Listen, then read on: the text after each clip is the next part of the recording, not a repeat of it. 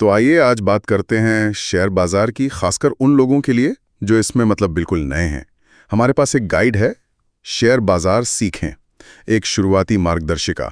इसके कुछ अंश हैं, देखते हैं इसमें क्या खास है। इसमें बेसिक बातें हैं, कुछ ज़रूरी शब्द, कहाँ से सीखें और हाँ, पैसा कहाँ लगाएं शुरुआत में। तो पहला सवाल यही है, ये शेयर बाजार है क्या आखिर? गाइड में लिखा है कि कंपनियां पैसा जुटाने के लिए शेयर बेचती हैं। जी बिल्कुल। और ये देखिए समझना ज़रूरी है, ये सिर्फ पैसा जुटाने की बात नहीं है। ये एक मौका है आम लोगों के लिए कि वो देश की बड़ी कंपनियों की तरक्की में हिस्सेदार बने। जैसे एनएसई, बीएसई है ना, ये समझ लीजिए एक तरह की मंडी है जहां ये शेयर खरीदे बेचे जाते हैं। अच्छा, ये तो हुई बाजार की बात, ठीक है। लेकिन इसमें उतरने से पहले कुछ शब्द भी समझने होंगे ना। गाइड किन शब्दों पर जोर देती है? जैसे शेयर का मतलब, आईपीओ। हाँ, कुछ बुनियादी शब्द तो हैं ही। जैसे शेयर, वो तो हुआ कंपनी में आपकी हिस्सेदारी, एक छोटा सा टुकड़ा। आईपीओ मतलब इनिशियल पब्लिक ऑफरिंग, जब कोई कंपनी पहली बार अपने शेयर जनता को बेचती है ना, वो आईपीओ कहलाता है। और डिविडेंड, वो क्या होता है? डिविडेंड होता है कंपनी का मुनाफा, जिसका कुछ हिस्सा वो अपने शेयर होल्डर्स को देती है, मतलब इनाम जैसा समझ लीजिए। अच्छा, और म्यूचुअल फंड, इसका जिक्र काफी है गाइड में। हाँ, म्यूचुअल फंड, वो जैसा आपने कहा था ना पहले, मिक्स सब्जी की टोकरी, बिल्कुल वैसा ही है। इसमें कई कंपनियों के शेयर होते हैं और इसे कोई प्रोफेशनल, कोई एक्सपर्ट मैनेज करता है। तो शुरू करने वालों के लिए ये अच्छा इसलिए है क्योंकि आपका पैसा बढ़ जाता है, रिस्क थोड़ा कम हो जाता है, एक ही जगह सारा पैसा नहीं लगता। हाँ, ये मिक्स सब्जी वाला उदाहरण बढ़िया लगा मुझे। अच्छा, और सीखने के लिए गाइड कुछ मुफ्त ऑनलाइन ठिकानों की बात करती है, जैसे ग्रो, ज़ेरोधावासिटी, मैंने सुना ये हिंदी में भी है, और कुछ यूट्यूब चैनल्स भी। जी हाँ, ग्रो, ज़ीरोधा, वार्सिटी है, और वार्सिटी तो हिंदी में भी है, जो बहुत अच्छी बात है। और यूट्यूब पर भी काफ़ी अच्छे चैनल हैं, जैसे सीए रचना फाड़ के रानाडे, प्रांजल कामरा, एसेट योगी। ये दिखाता है कि जानकारी अब आसानी से मिल रही है, और अपनी भाषा में मिल रही है, तो सीखने का रास्ता और आसान हो जाता है। सही कहा, जानकारी मिलना ही पहला कदम है। बिल्कुल। तो अब आते हैं सबसे अहम सवाल पर, पैसा कहाँ लगाएं, शुरुआत कहाँ से हो? गाइड म्यूचुअल फंड और खासकर एसआईपी पर काफी जोर देती दिखती है, कहती है 500 या 1000 से भी शुरू कर सकते हैं। हाँ, एसआईपी यानी सिस्टमैटिक इन्वेस्टमेंट प्लान, ये वाकई एक बहुत अच्छा तरीका है शुरू करने के लिए। इसमें आप हर महीने या जो भी तय करें, एक छोटी रकम लगाते जाते हैं, बाजार चाहे ऊपर जाए या नीचे। इससे होता क्या है कि आपकी खरीद की औसत कीमत ठीक हो जाती है। इसे रुपी कॉस्ट एवरेजिंग कहते हैं। अच्छा, ये तो बढ़िया है।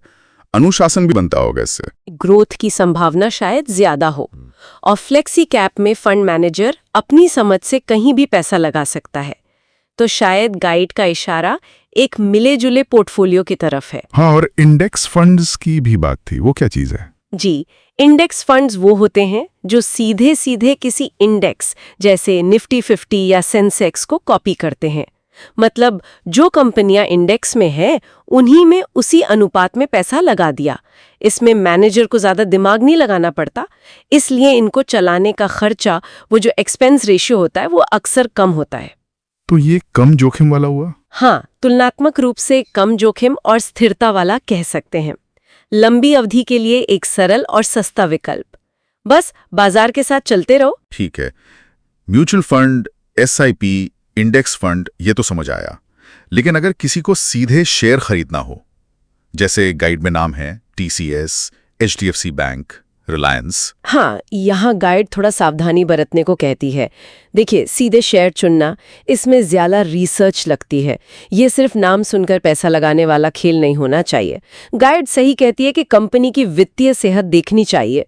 वित्तीय सेहत मतलब कंपनी कमा कितना रही है, उस पर कर्ज कितना है, आगे बढ़ने की ग्रोथ की गुंजाइश कितनी है। टीसीएस, एचडीएफसी जैसी बड़ी कंपनियों का जिक्र शायद इसलिए है क्योंकि ये जानी मानी है, इनकी जानकारी आसानी से मिल जाती है और इनमें शायद उतार चढ़ाव छोटी कंपनियों के मुकाबले कम हो। लेकिन रिसर्च तो यहाँ भी करनी ही पड़ेगी, बिना रिसर्च का कुछ नहीं। समझ गया।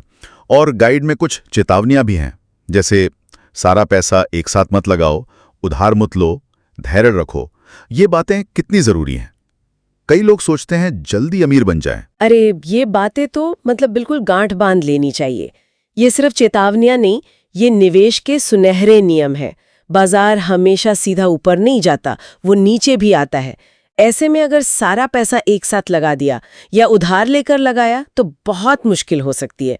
और धैर्य, शेयर बाजार एक टेस्ट मैच की तरह है, T20 नहीं। रातों रात कुछ नहीं होता, ये लंबी अवधि का खेल है। टेस्ट मैच वाला उदाहरण सही है, लंबा खेलना है। जी बिल्कुल। तो फिर आखिर में अगर किसी को आज ही शुरू करना हो तो गाइड का निचोड़ क्या है, स्टेप्स क्या हैं? गाइड एक बहुत सीधा प्रैक्टिकल रास्ता बताती है। पहला, एक डीमैट अकाउंट खोलें। आजकल फोन ऐप से आसानी से खुल जाता है, जैसे ज़ीरोधा, ग्रोव वगैरह। हाँ, वो तो आसान लगता है। दूसरा, सीखना शुरू करें। रोज थोड़ा थोड़ा वो जो साधन बताए थे उनका इस्तेमाल करें। तीसरा, शुरुआत म्यूचुअल फंड से करें, खासकर SIP के जरिए, छोटी रकम से। और फिर जब थोड़ी समझ और आत्मविश्वास आ जाए तब धीरे धीरे अच्छी कंपनियों के स्टॉक्स में रिसर्च करके निवेश करें। बिल्कुल। तो मतलब छोटी शुरुआत, लगातार सीखना और समझदारी से आगे बढ़ना। जी हाँ। तो कुल मिलाकर इस गाइड का सार यही लगता है कि शेयर बाजार डरावना नहीं है अगर आप सीखने को तैयार हैं। छोटी शुरुआत करें, समझ को पैसे से ज्यादा अहमियत दें और जो साधन उपलब्ध हैं उनका फायदा उठाएं। बिल्कुल सही कहा। जानकारी के आधार पर फैसले लेना, बस यही कुंजी है। अटकलें नहीं, अनुशासन और समझ। चलिए, तो इस चर्चा से एक सवाल मन में आता है जो हम अपने सुनने वालों के लिए छोड़ जाते हैं। गाइड कहती है कि सीधे स्टॉक खरीदने से पहले कंपनी की कमाई, कर्ज, ग्रोथ देखो, बहुत कुछ देखना है। तो सोचने वाली बात यह है कि अगर किसी नए निवेशक को किसी कंपनी के बारे में सिर्फ एक चीज देखनी हो सबसे पहले, तो वो सबसे जरूरी चीज क्या हो सकती है? इस पर सोचिएगा जरूर।